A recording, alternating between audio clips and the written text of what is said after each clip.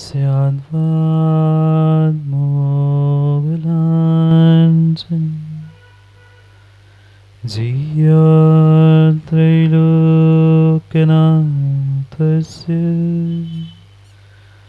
शासनं जिनशासनम्।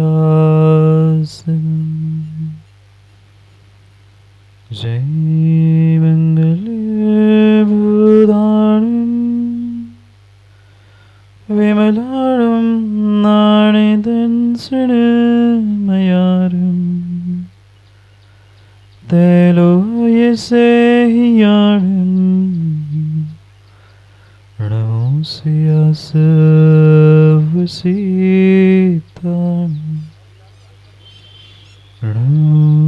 हरिहन्ताणं नमो सिद्धाणं नमो आयर्याणं नमो वज्रायाणं नमो लोई सवसाहुणं।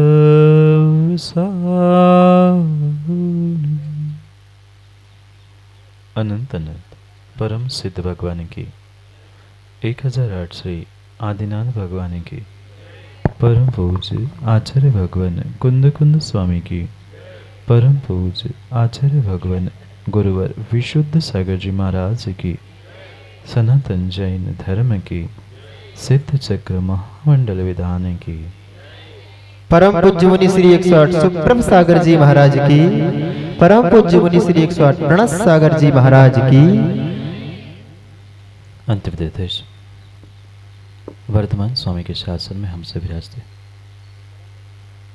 और उनकी यह पावन पीयूष देशना हम सभी के लिए परम उपकारी।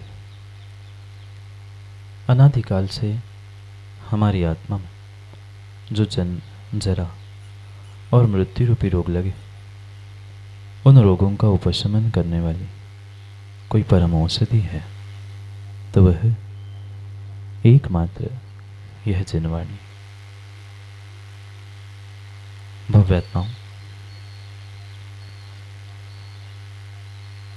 हर व्यक्ति चाहता है कि उसके जीवन में जो सुख दुख है, उन सुख दुखों को किसी से शेयर करे, किसी से कहे, क्योंकि शायद विरला ही कोई जीव होगा जो जीवन में कभी सुख दुख को प्राप्त नहीं करता। कभी सुख होता है तो कभी दुख होता है, कभी दुख होता है तो कभी सुख भी मिलता है।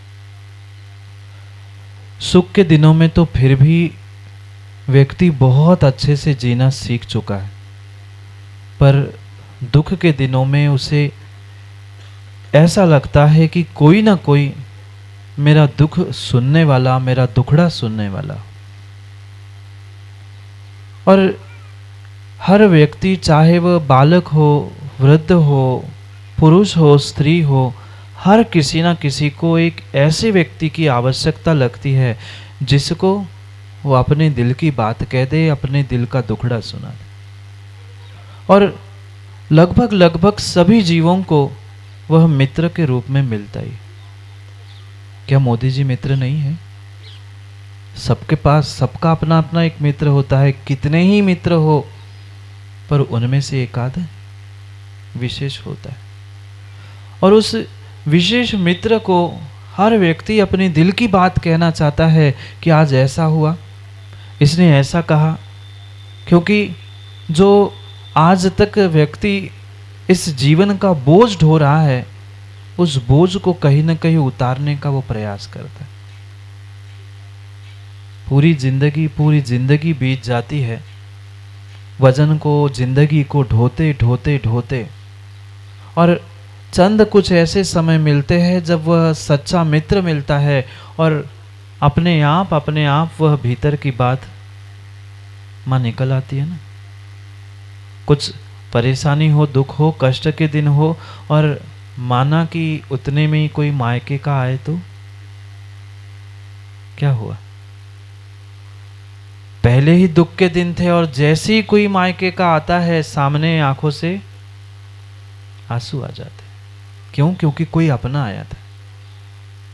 चाहे मित्र हो कोई हो, हर व्यक्ति चाहता है कि कहीं ना कहीं अपने दिल की बात रख लूं, जो दिल में बोझ रखकर मैं दुनिया के सामने मुस्कुरा रहा हूं।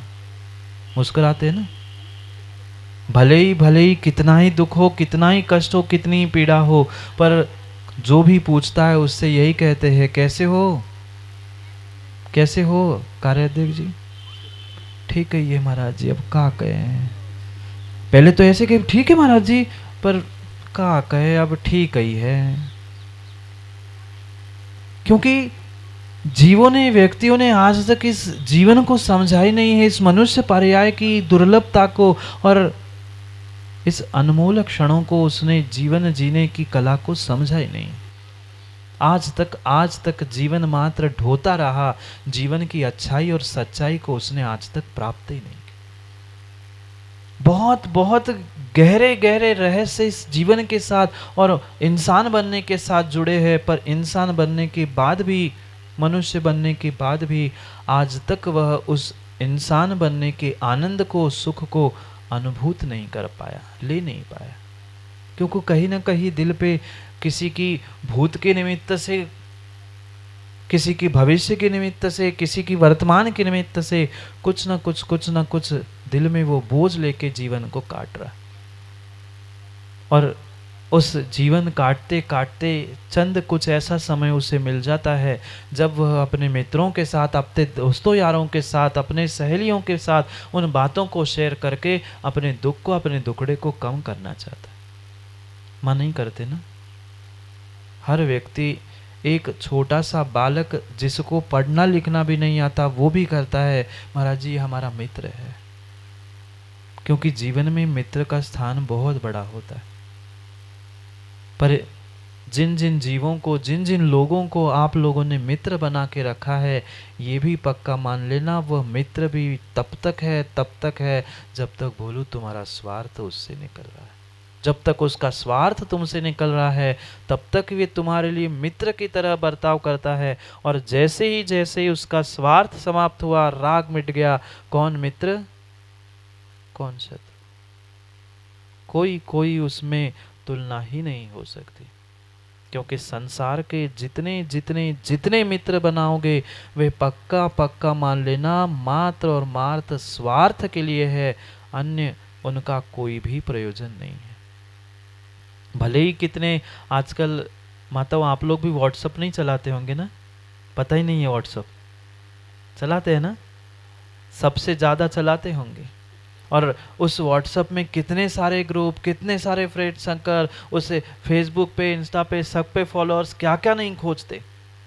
पर सोचना, विचार करना, सब ग्रुप में सबको मैसेज डाल दिया और एक को नहीं पहुंचा, दूसरे दिन बात करने आएगा, तुरंत उस ग्रुप से बाहर हो जाएगा और तुम्हें भी निकाल देगा। सोचना समझना, क्योंकि संसार का अगर कोई भी व्यक्ति तुम मित्र बना रहे हो तो वह मात्र अपने स्वार्थ से, अपने राग से और अपने प्रयोजन से तुम्हारे पास है, बाकी कोई उसका दूसरा काम ही नहीं। जब तक तुम उस मित्र की, उस व्यक्ति की प्रत्येक बात को मान रहे हो तब तक वह तुम्हें मित्र मान रहा है। और जैसे ही तुमने थोड़ा सा उसको अपने उस किसी भी कारण से दूर कर लिया, वो ही कहता है अभी बताता हूं मैं, अब बताता हूं। तो अब तक बहुत मित्र कहता था ना। सबसे बड़ा अगर शत्रु कोई बनता है तो वो ही मित्र बनता है जिसको तुम्हारे भीतर की सब बातें बता दे। ऐसी स्थिति है, ऐसी स्थिति है, बिल्कुल ऐसी स्थिति है। और इसीलिए तो बहुत सारी कहावतें बनी हैं। घर का भेदी लंका ढाए। कोई दूसरा तुम्हें नष्ट करने के लिए नहीं आता। व्यक्ति का जो मित्र बना था वो ही समय पाने पर, समय बदलने पर शत्रु बनता है। जीव नहीं समझता। फिर भी आज के युवा युवती पता नहीं कैसे पागलों जैसे कई फ्रेंडशिप डे मनाते हैं, कई वैलेंटाइन डे मनाते हैं, पर जिन दिनों से हमारे आत्मा का कल्याण होने वाला था, ऐसे दिनों को, ऐसे पर्वों को वो मनाने के लिए तैयार नहीं। क्यों? क्योंकि हमने उन मित्रों को गुरु बना के रखा है। जैसा मित्र कहे, जैसा दोस्त कहे, जब जहाँ जैसा कहे, सब काम छोड़ के मित्रों के पीछे दौड़ते हुए मित्र तो देखने में आते हैं। क्योंकि आज तक उन मित्रों को तो आपने गुरु बना लिया, वो जैसा कहे वैसा करे। पर शायद जीवन में आज तक अध्यक्ष जी कभी गुरु को मित्र नहीं बनाया। अंतर समझना, आज तक मित्र को तो गुरु बनाकर उसकी प्रत्येक बात हमने मान ली है, पर कभी गुरु को आज तक मित्र बना के हमने अपने हृदय की बात कभी गुरु के सामने नहीं रखी।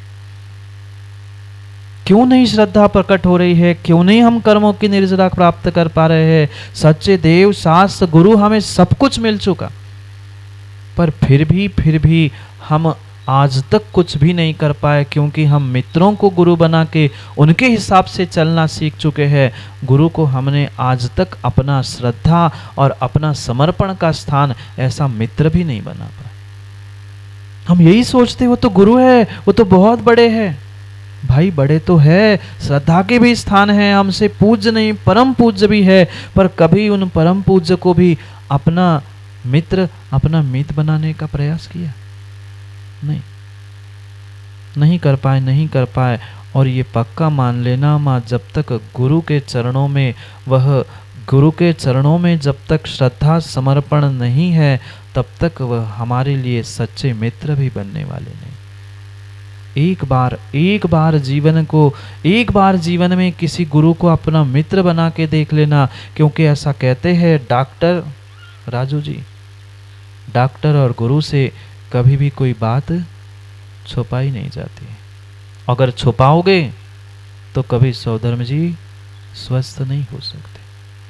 डॉक्टर के पास गए, डॉक्टर पूछ रहा है क्या हुआ, क्या खाया, वो तो ऐसा पता नहीं क्या हुआ। वो डॉक्टर भी कहेगा भाई मेरे पास दवाई नहीं है, तू सही बता रहा है तो मैं तुम्हें ठीक कर पाऊं। क्यों राजू डॉक्टर? ऐसा ही है ना। फीस तो स्वयं लेंगे, पूछेंगे किससे, क्या खाया था, क्या पिया था, कहाँ गए थे, क्या हुआ था, सब कुछ पूछा आपसे, और पैसे भी ले लिए और बातें भी आपसे ले ली। क्या किया डॉक्टर ने? सोचना, विचार करना। वो तो डॉक्टर था, शरीर के रोग ठीक करने वाले थे, पर अगर तुमने गुरु को डॉक्टर और गुरु को मित्र बनाया होता तो शायद आज जो मन का कुष्ठ सबको हुआ है, मन का कोरोना जो सबको हुआ है, शायद मोदी जी किसी को वो ना होता। शरीर का तो कोरोना ठीक भी हो गया, 1 2 3 4 लहरों में सही, पर हो तो गया। पर जिसके वे हृदय में और जिसके मन में वह कोरोना और पता नहीं कैसी कैसी बीमारी फैल गई है, वो कभी अपने गुरु को मित्र बना ही नहीं सकता। नहीं कर पा रहा है गुरु के चरणों में, वो समर्पण नहीं दिखा पा रहा है, वो श्रद्धा को प्राप्त नहीं कर पा रहा है। इसलिए वो जो बनने वाले भावी सिद्ध थे, उनको हम भावी सिद्ध क्या, एक साधु परमेष्ठी भी मानने के लिए स्वीकार नहीं। बहुत गहरा चिंतन और बहुत बड़ी सोच करने की आवश्यकता है। सोच है, समझ है, पर सोच और समझ इतनी छोटी हो चुकी है, जिस छोटे सोच और छोटे समझ का ही नतीजा है कि वर्तमान में समाज छोटी होती जा रही है। दूसरा कोई कारण नहीं है। समाज के एक व्यक्ति की जो छोटी सोच हो रही है, समझ छोटी हो रही है, मानसिकता छोटी हो रही है, इसलिए कहने के लिए संख्या भी छोटी और छोटी होती जा रही है। कहने के लिए, संख्या के लिए और कंसेशन के लिए तो हर कोई जैन साहब लिखने के लिए तैयार है, पर कभी साधु और गुरु को समझकर हम कभी अपने आप को जैन साहब कहला पाए? नहीं कहला पाए। महामंत्री जी, इतना विश्वास रखना, आज जो जैन साहब कह के खुले वह बदन और खुले आसमान में तुम लोग घूम रहे हो, ये विश्वास मानना माँ उन दिगंबर गुरुओं की, साधुओं की, आचार्यों की अगर असीम अनुकंपा समाज पर नहीं होती तो शायद आप जैन साहब कहने के लायक भी आज नहीं बचे होते। सोचो, विचार करो, थोड़ा सा विचार करो, जिनकी बदौलत हम आज सब कुछ है, क्यों, एक प्रश्न पूछ लूं क्या? बताओगे सही सही उत्तर? सही सही बताओगे कि ऐसे ही बताओगे? नितिन खड़े हो ना, खड़े हो खड़े हो। आप जैन हो? जितने बैठे सभी जैन हैं? बोलो ना। ना सभी है? तुम भी जैन हो नितिन? दिगंबर जैन हो? कपड़े तो सफेद पहने, श्वेतांबर से लग रहे। नहीं हो? पक्का है ना दिगंबर जैन है? जितने लोग बैठे हैं सभी दिगंबर जैन है ना? सब लोग देख लेना एक बार नितिन को। अब अपने आप को भी देख लेना। उसको तो देख लिया, अब अपने आप को भी देख लेना। अध्यक्ष जी कौन से एंगल से आप लोग दिगंबर है? नितिन कौन से एंगल से आप दिगंबर है? सर पे टोपी है, 1 2 4 6 पता नहीं कितने सारे कपड़े, कितने सारे आभूषण और क्या क्या पहन के रखा है, फिर भी क्या कहते हो हम? सोचना विचार करना। वे जो उपसर्ग परिसय और तपस्या को प्राप्त करने वाले निर्ग्रंथ मुनिराज दिगंबर रहते हैं और वो तुम्हारे गुरु है, इसलिए उनकी बदौलत तुम अपने आप को दिगंबर कह रहे हो। पर फिर भी सोचने विचार करने जैसी बात है। तुमने तो एक उन्ना लत्ता, क्या कहते, एक तनक से उन्ना लत्ता भी नहीं उतार पाए। उन्होंने जीवन भर के लिए वह उन्ना लत्ता, कपड़े, विषय वासना सब उतार दी और मात्र उन गुरुओं ने सब कुछ उतार दिया, विषयों की आशा छोड़ दी और तुम दिगंबर कहने लग जाए। फिर सोचो विचार करो उनकी कितनी कितनी महानता और कितनी उदारता है, उसका ध्यान एक एक श्रावक को रखने की आवश्यकता है। कितने उतारे कपड़े में की? एक भी नहीं। और 2-4 मिल जाए तो और 2-4 पहन के आ जाए। सोचना समझना, जिनकी बदौलत तुम दिगंबर जैन कह के पूरे भारत में नहीं पूरे विश्व में पहचाने जाते हो, वह तुम्हारी पहचान, तुम्हारे कपड़े, तुम्हारा कुछ नहीं है। वे निर्ग्रंथ मुनिराजों का दिगंबरत्व ही तुम्हारे दिगंबर जैन की पहचान है। पर आज भूल चुका है व्यक्ति कि हम किनकी बदौलत आज एक समाज और दिगंबर जैन बन के जी रहे। क्या करें, हमें पहचान ही नहीं है, हमें पहुंच ही नहीं है कि एक श्रावक का क्या कर्तव्य होता है, श्रावक को किस प्रकार से साधु की चर्या का परिपालन करना होता है।